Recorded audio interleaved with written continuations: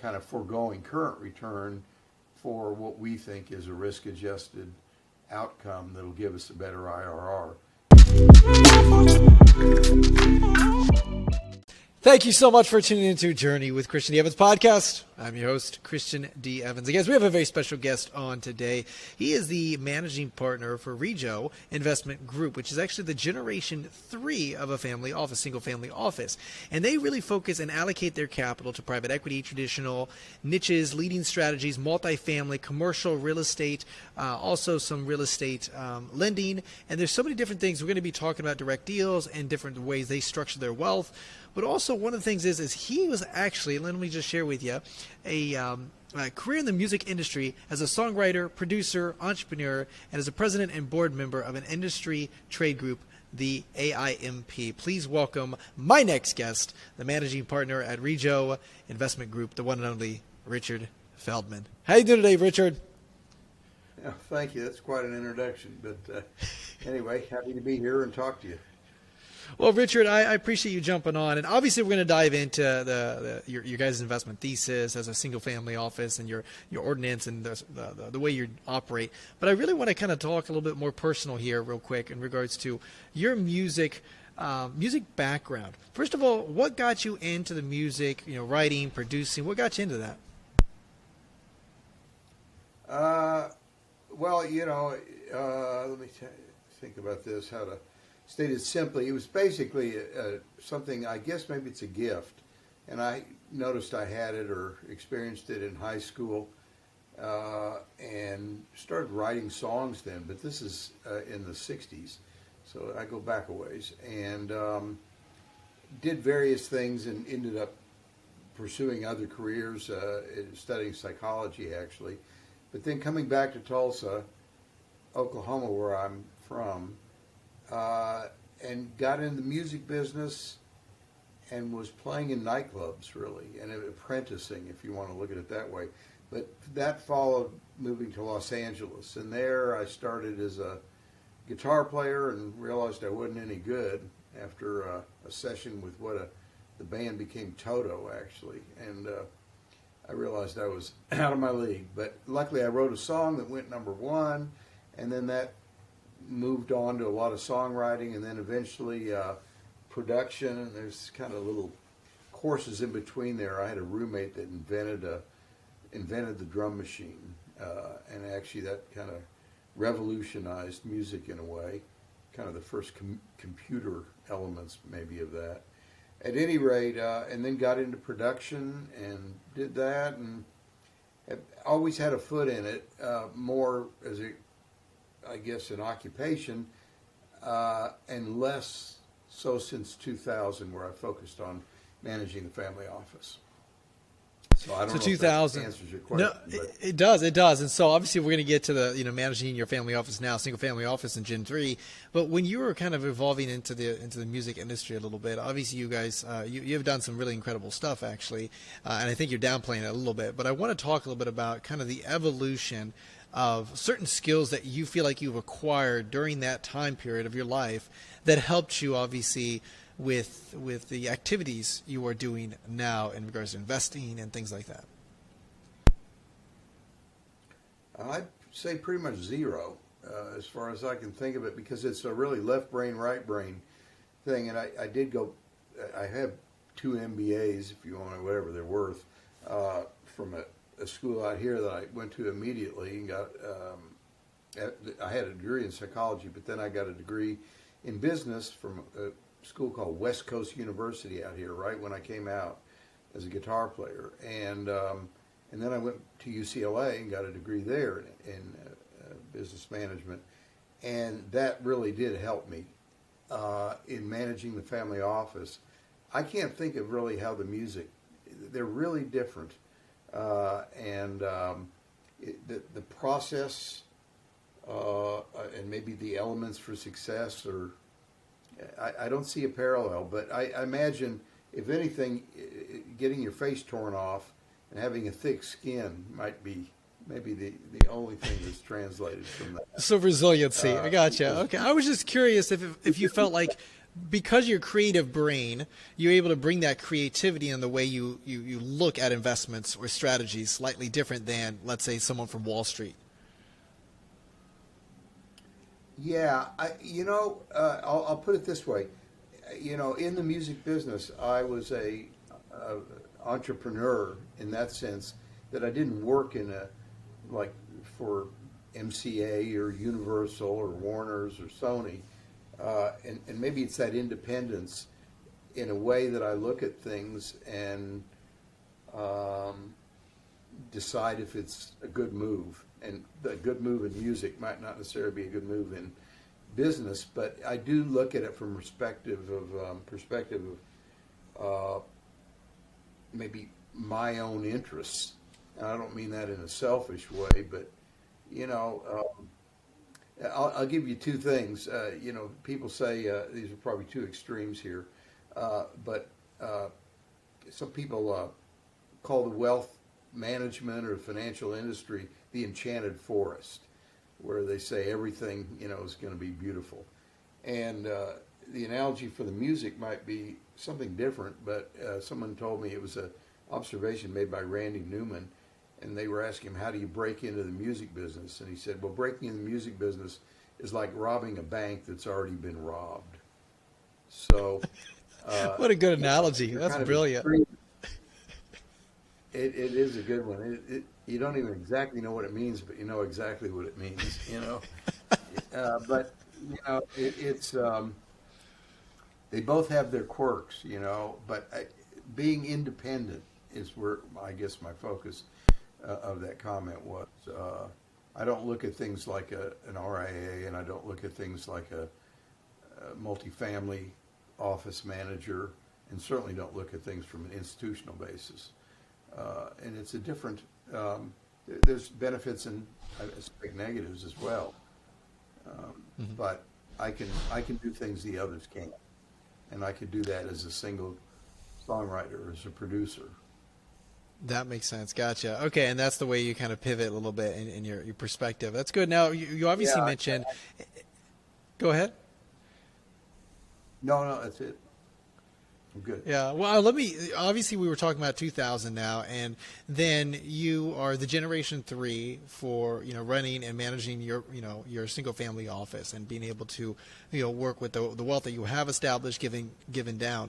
Richard, before we dive into your investment thesis, I really wanted to talk about, we know statistically, I've had some other individuals on that, a lot of family offices, a lot of family wealth, they do not last a lot of times through generation 2 and generation 3, it's in the single digits, right? And definitely when you get the generation 4, which is kind of where you guys are establishing. So that shows to me you guys have really incredible systems or ordinances or processes established, communication with the family itself to, all aligned. I want to ask, how do you approach it to, not only on the investment side of things, which we're going to dive into, but just on the communication and the family and the ordinance that you do to structure alignment? That's a great question, and it's one that I've come to appreciate over time. And I'll kind of readily admit we don't have it together because it's going through the different generations. You have some guy that's had a liquidity event and he's just starting out, maybe with a young family. You have these issues of, do I let the kids know that there's money there, and those kind of issues. But, maybe we can get into this more later here, but I'll just kind of touch on it. It's been an evolution, and I think governance, which is kind of the general topic for this subject, is an evolutionary process, and I can already see it developing because I'm older now, and I hope my son, I think he has the right skill set and the relationship with the family to continue that, but it'll be a different family office. And, there's many people that write about this, and it's a deep subject, and oftentimes when people talk about this term family office, they talk about the office part, they forget about the family. And it's it can be the end or beginning of something, but there has to be some kind of shared ethos. There's got to be a reason to have a family office, and the most obvious one is we can all make more money if we invest together, and some of the opportunities can be, well, just ticket size is one, but just being able to uncover value different ways through direct investment. That is an advantage, but everyone's got to agree that that's the advantage.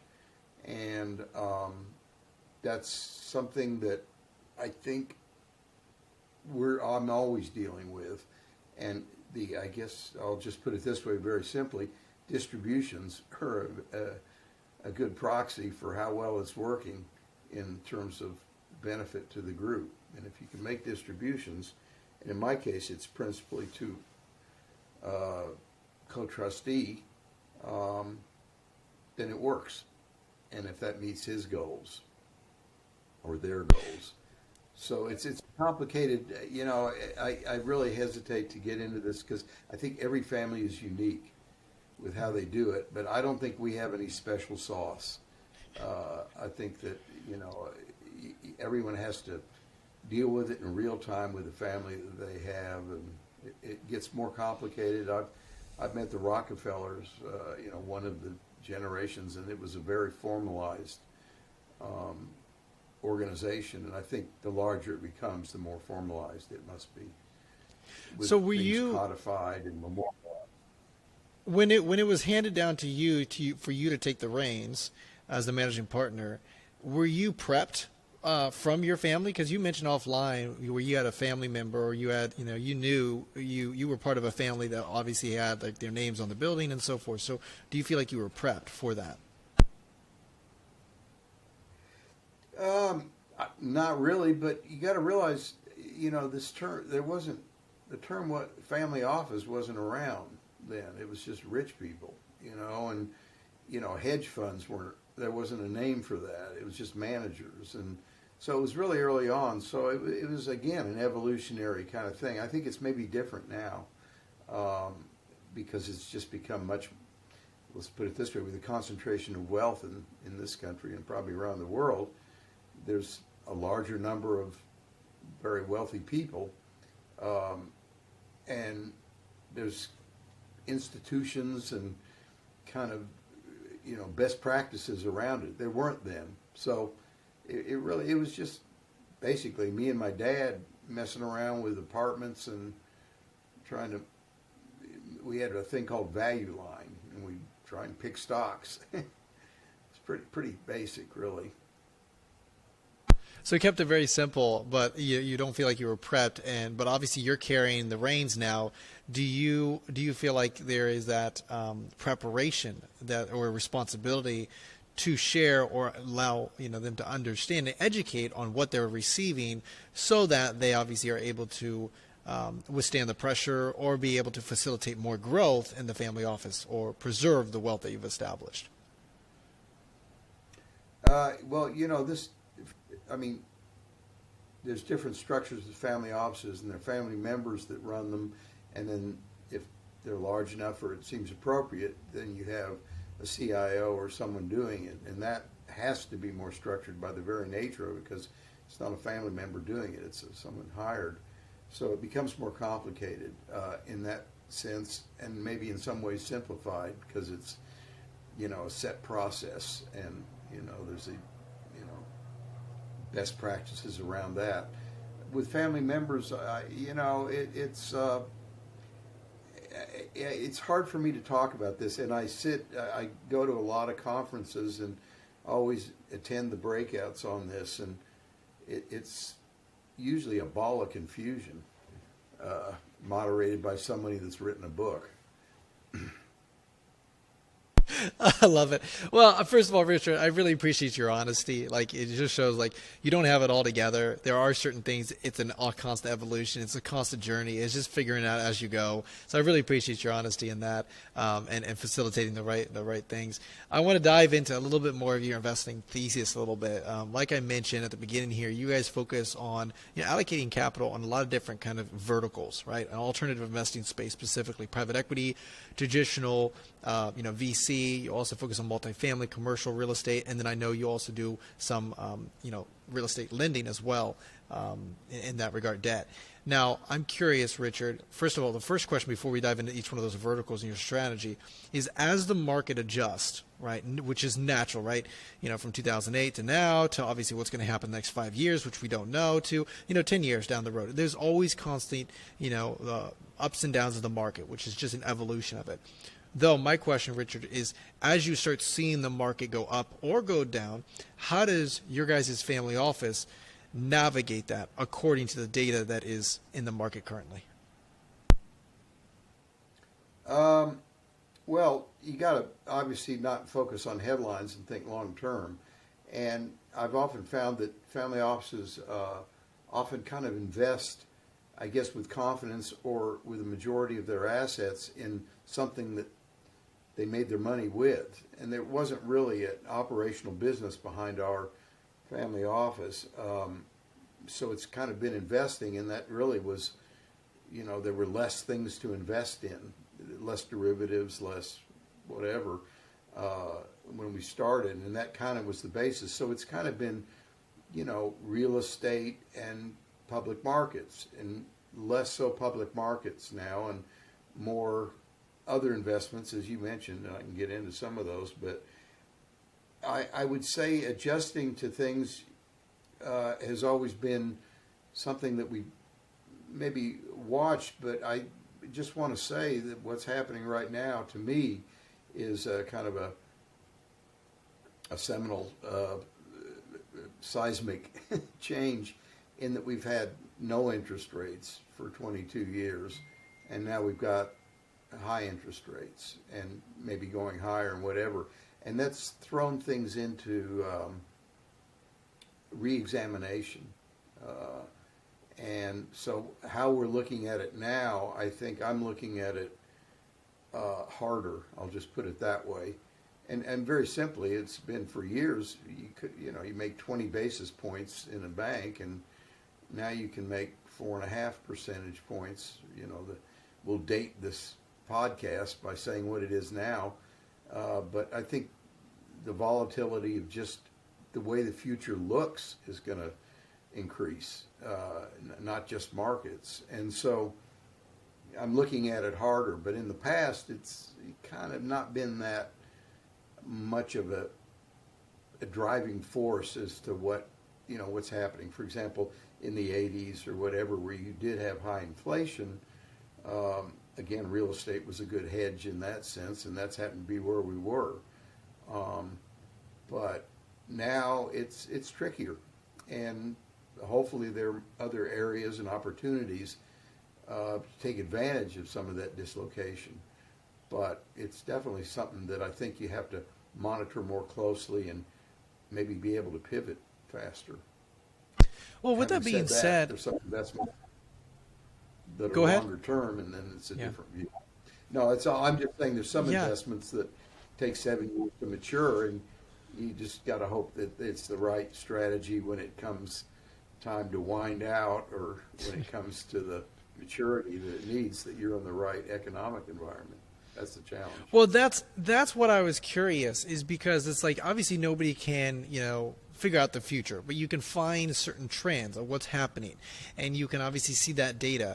And that's what I was just trying to figure out a little bit more. It's like, okay, as the economy starts tanking for whatever reason, right, and you start seeing that, how does your guys' approach start changing in regards to, like, okay, now you're not getting so aggressive in the VC, for example, and venture capital world, and you decide to get allocate more capital toward more debt instruments. Cool, wonderful, right? Because now it's more secure, you still got liquidity, whatever. Or as maybe when you're in the recession and it's really devastating, now all of a sudden you start doing direct deals, because now you start seeing all these businesses that are pennies on the dollar compared to what it was, so now you've seen a lot of value add, and you can go in there, deploy a lot of capital in that regard. So I'm just curious, as you start seeing the market adjust, where you start, how you think about allocating capital according to the market adjustments, because maybe 5-7 years from now, all of a sudden the market starts cranking back up, and all of a sudden those assets you bought during the recession, now their multiples are just remarkable, right?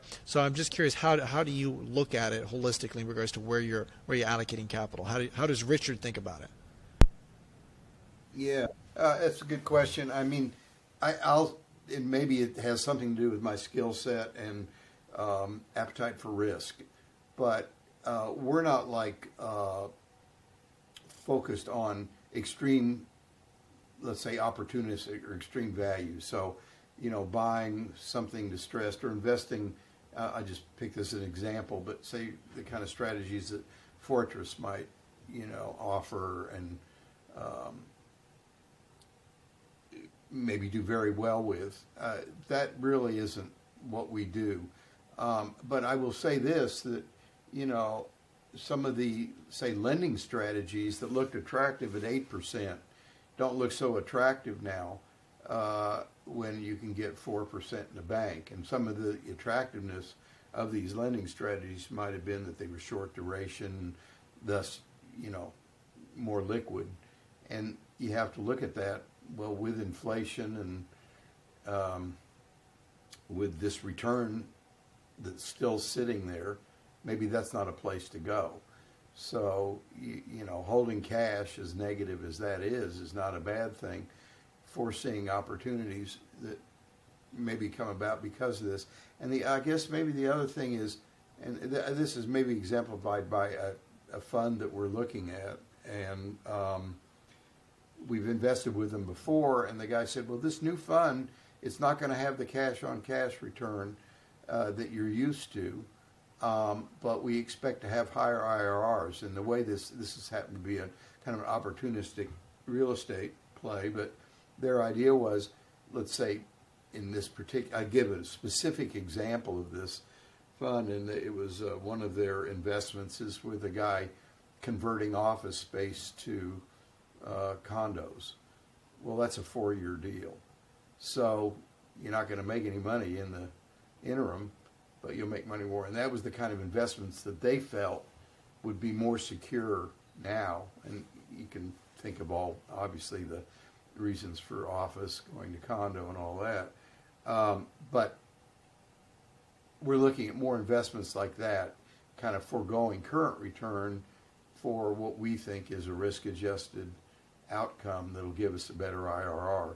And let's face it, IRR is, violates the thing where they say, future performance doesn't mirror the past. It's a projection.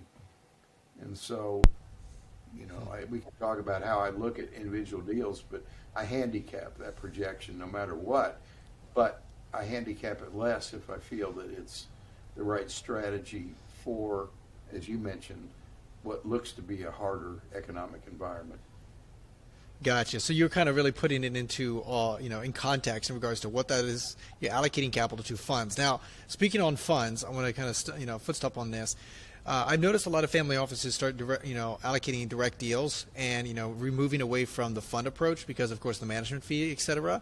However, though, I still see a lot of individuals deploying, family offices deploying capital in the fund structure.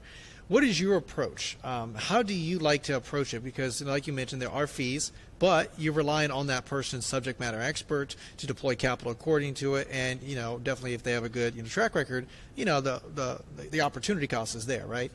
Compared to direct deals, you have more control over it. You can exit whenever you want to. It's probably a little bit more liquid as well.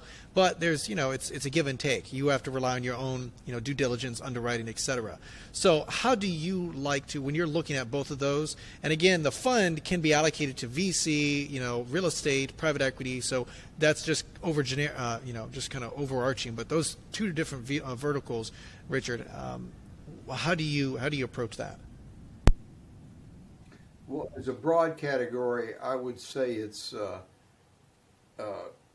expertise or confidence in my own ability to underwrite and understanding of the basic investment and I suspect access. So those are the three things that would, in the sense of not having the confidence in underwriting and not having the access, would be reasons to go for a fund. So, for example, we invest some in pharma, in particular orphan drugs, and I have no idea.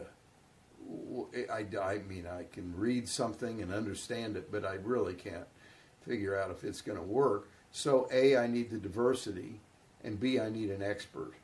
And so, as such, in that area, which I do think that that's an area that's going to be benefit from the technology and the AI and all the kind of things that are happening now, I can't figure it out. So I'm going to be in a fund for that. In another case, we're doing a deal where we're buying rural warehouses. Well, I could never access that kind of stuff. I don't have the deal flow where that comes through in enough. And again, diversity is important. I maybe could figure that one out as opposed to understanding, life sciences and biology. So I know more about that, but having said that, I don't have the access to it. And I would probably say this, because I've had my fair experience of kind of being in fund of funds that, invest with the geniuses in the world, and I haven't had great success with that, because you can kind of diversify away your alpha. So one guy does good in one environment or with one strategy, the other doesn't. It doesn't always work. But so in specific things, for example, in pharma, and I'll just say the company I've been very happy with, it's Cowen, and they have an investment bank that has an arm that, advises some of these companies that they're in, kind of late stage investment, and it's proved to be a good move, and I would never want to do it myself. And me picking a particular company or a pre-revenue company, I wouldn't have the expertise. Okay, so correct me if I'm wrong. How you approach it is you will deploy capital in a fund, but that fund has to be very niche specific, and then has to be kind of later stage, and then something that you probably don't have access to. You're not the subject matter expert. But if you obviously like real estate, since you have a lot of background with real estate, you would deploy capital and you probably underwrite that deal in that syndication, correct? I just want to make sure I'm tracking. That's exactly right. Unless it was something where, I don't see these kind of real estate deals, and I believe that that's an area to invest in. And in that case, that kind of rural warehouse that I'm speaking of, that's where I would do it through a fund as an only option, really. Mm-hmm. So let's talk a little bit about, underwriting process. Okay, and now we're pivoting directly to direct deals because obviously, you would have to do underwriting with funds as well because you have to look at their track record. So regardless of which approach that is, you still have to be doing underwriting. When you're looking at, regardless of a fund or that company or that private equity or real estate, what is your guys' approach? How do you look at it? I've heard some individuals, they rely a lot on the team and the operations team of that fund, and then obviously they look at their track record, et cetera. But I'm curious, how do you approach it? What are your some key green flags, and what are some red flags that you look for? Yeah, you hit on two of the main ones there. But I start out just right off at first. Just I hate to say it, but is there fraud? I just start right there, and of course that question gets answered very quickly. Gets answered pretty quickly, and then from then I basically see how it fits, how the investment fits in to our overall goals in the portfolio. And there's growth, but there's also the ability to be able to pay taxes. We need cash to make distributions, to pay for the operation of the family office. So some of the investments have to go towards that. Real estate happens to work well because there's really not an option. You have a lease distribution or a rent distribution that you can't reinvest it, so to speak. But I look at it from that perspective as how it fits into the overall needs. And I guess the next thing probably is, obviously it's the strategy, but you got to assume that you're looking at something that you're interested in to begin with. But the next thing I do, you hit on it, is the team. And certainly the track record plays into that.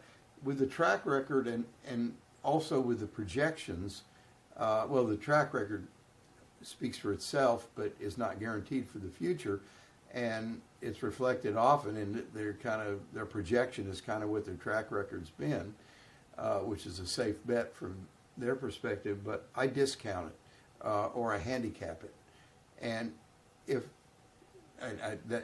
it's different with each deal, but I just come up with a gut.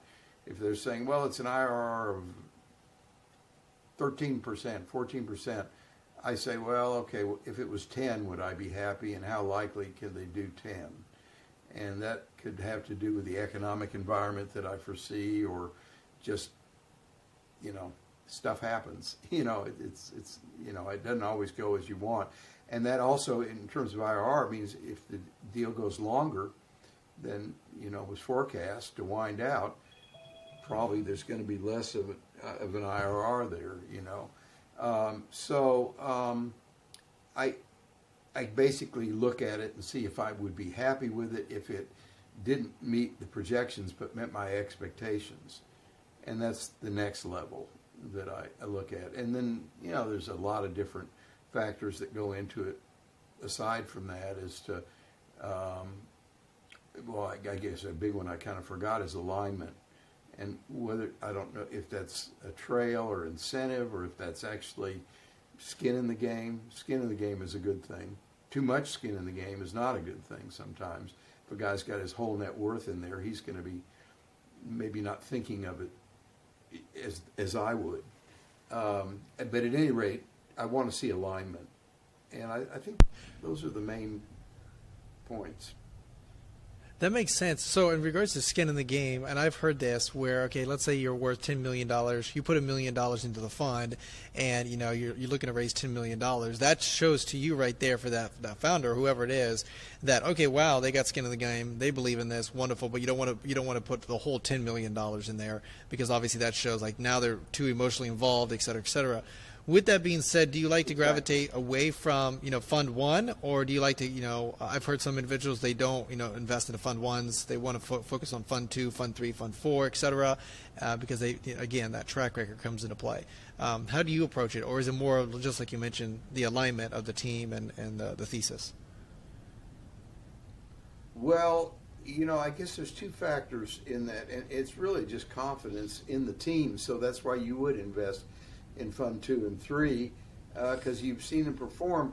But, it's a psychological deal. I've noticed over the years, sometimes, let's just put it this way, you can invest in the wrong time, at the wrong time, rather. And so, it's one thing to be in a fund, say, and you're in there for a while, and you've been able to amass a nice gain, and it's compounded and whatever, and then something bad happens, and they're down 20%. Well, you're up 80%, so the 20% is kind of more palatable. And it as opposed to just investing in that fund, and you just picked it wrong in the first year, you're down 20%. It's really, first of all, just physically hard to get back up from the loss, but secondly, you don't have the confidence in the manager. But it's really not only about that manager, it was about the timing, because no one's perfect. People do have, cycles. And so trying to be aware of that so that you don't shoot yourself in the foot is hard to do. But definitely, I'll put it this way. There's a guy we've been investing with in real estate who is in multifamily, and we've been doing it since the late 70s, and I don't even look at the prospectus. I just do it because I have the confidence, and I have the track record, but I've also seen him pivot. I've seen him go through some problems, and I see that he, in this particular case, I'm thinking of one person, but it would be anyone like that. Then you're liable to invest again.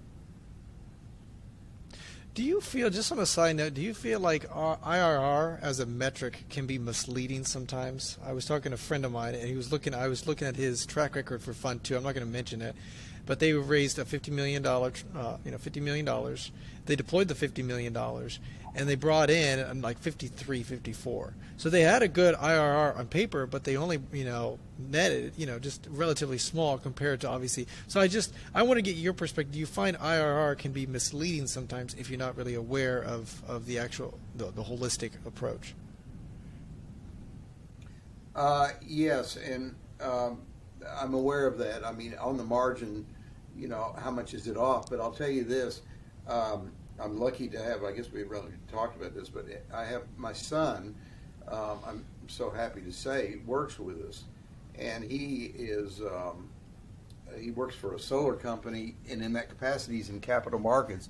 But basically, he has got a keyboard that looks like a gaming keyboard, and he's got like the F1 key ripped off like all the kids his age, and he's really very good, much better than I ever was at Excel.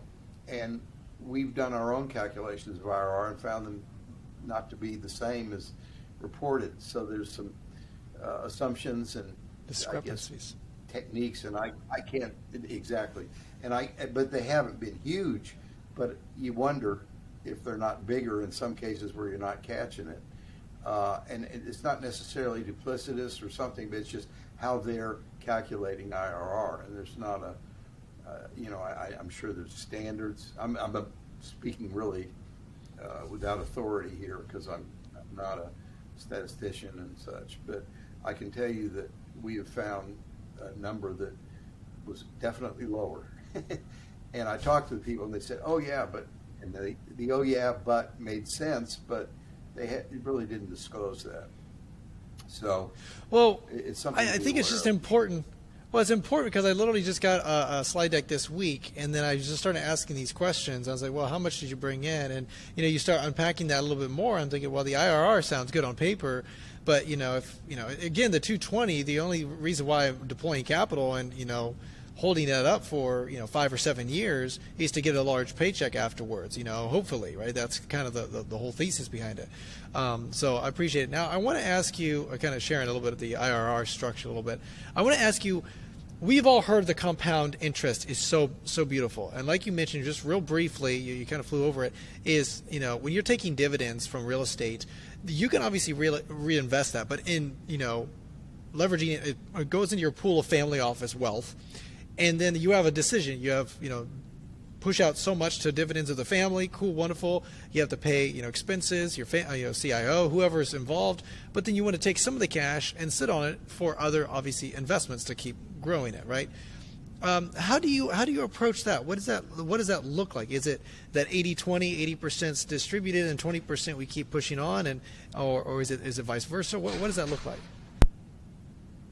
Well, once again, back to my son, he's formulating this into a really more systematic view. I've kind of done it from the seat of my pants, and but I will say this, that I think is kind of that I have kind of come to realize I was doing it, but I came a way to kind of verbalize it, was that a lot of the stuff, for example, it's called the alt category, which is a kind of a loose term, but regardless, if you're describing that scenario in some of the cases, such as lending, where you have cash coming back in, and that can be from interest or whatever it is in trade finance, factoring, whatever, you could take that money or you could reinvest it. And you don't have that option in real estate because there's no way to put it back in. I guess there is some way, but if you have a direct investment in an apartment building, that's what it is. And it has obviously benefits in terms of its tax treatment, in terms of depreciation, whatever.